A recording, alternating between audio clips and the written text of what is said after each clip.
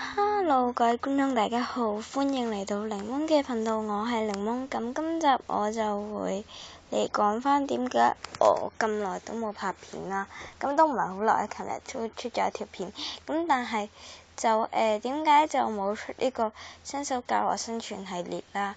咁就係因為我就前日就去咗人哋屋企啦，咁就然後咧就點咧？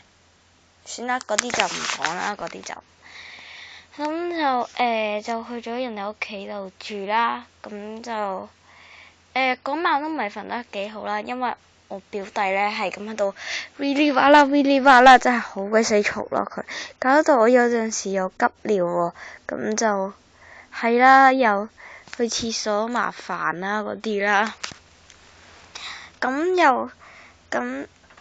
就同埋都係瞓晏煎啊，即係晏床啦，咁所以就條腰都唔係太好啦。咁就到咗琴日啦，咁琴日我都出咗一條介紹 Squishy 嘅片啦。咁但係嗰陣時我真係好攰嘅，其實都因為我啱啱先返到屋企啦，咁就係啦。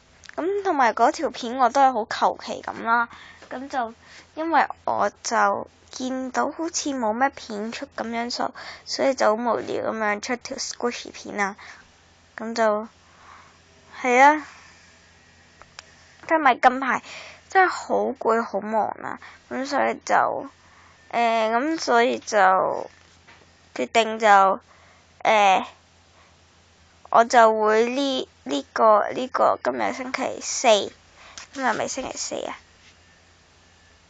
應該係星期四。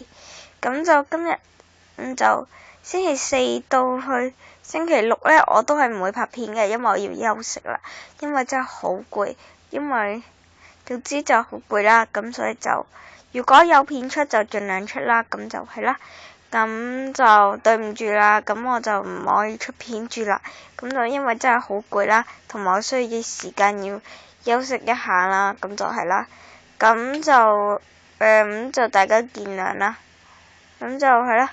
咁今次呢次嘅影片就到咁多啦。咁就多謝晒收睇，我係檸檬。咁就你哋中意訂唔訂閱啦，冇所謂啦。拜拜。